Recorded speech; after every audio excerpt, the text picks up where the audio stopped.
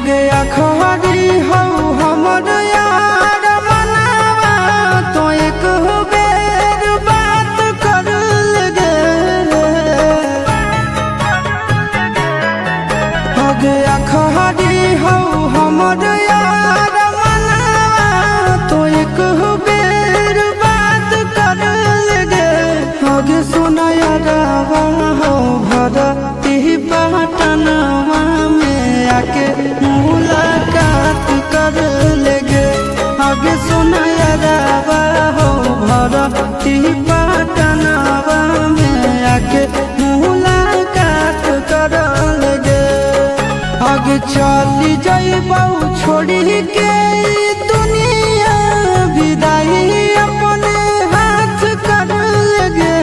आगे सुना यारवा हो भरती पटनवा में आके मुलाकात कर लेगे।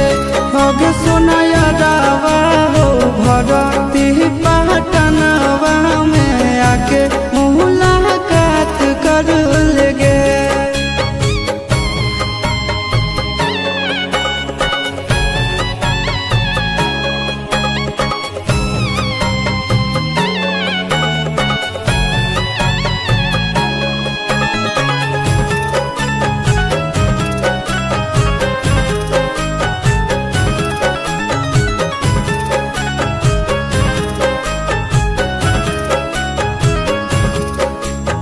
मरे घर पनिया पिलाई दी है जान गे।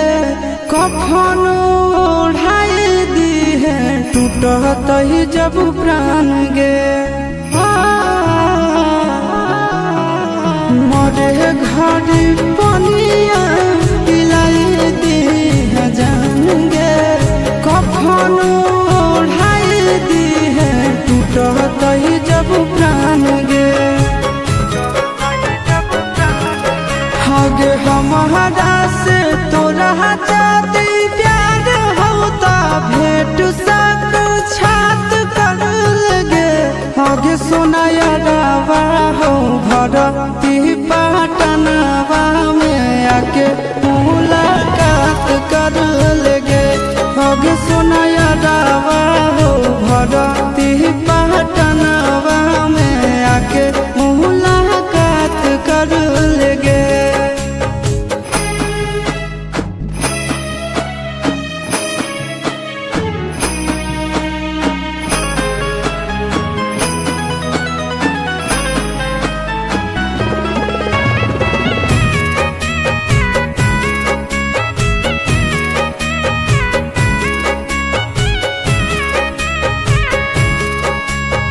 डॉक्टर जवाब दिल के बुलावा मौत के।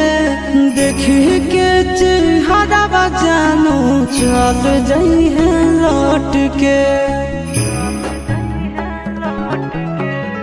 डॉक्टर जवाब दिल के बुलावा मौत के।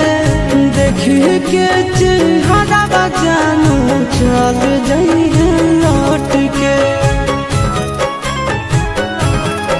आगे अमन आलम गेला आशीष नंदन से औरी विश्वासघात कर लगे। आगे सुना यारवा हो भरती पटनवा में आके मुलाकात कर लेगे। आगे सुना यारवा हो भरती